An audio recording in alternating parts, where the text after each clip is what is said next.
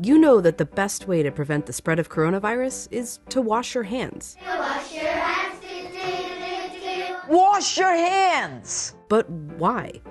It's because soap, regular soap, fancy honeysuckle soap, artisan peppermint soap, just any soap, absolutely annihilates viruses like the coronavirus.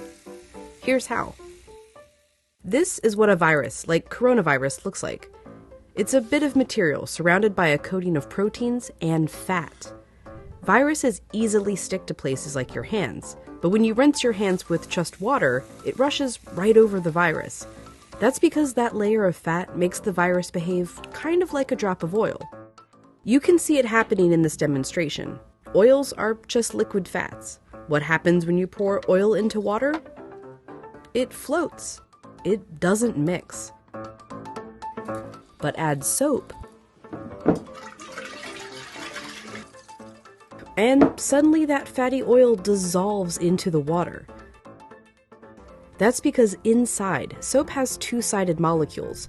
One end of the molecule is attracted to water, the other end to fat. So when the soap molecules come in contact with water and fat, these dual attractions literally pull the fat apart, surrounding the oil particles and dispersing them through the water.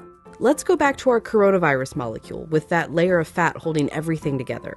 When it interacts with soap, bam, that fat gets pulled out by the soap. Soap literally pulls apart and demolishes these viruses.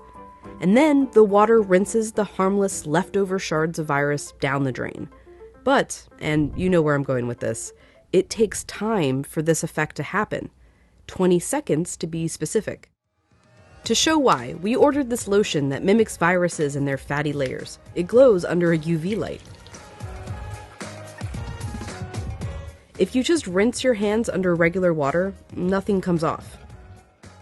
If you wash with soap for just 5 seconds or 10 seconds, your hands are still covered.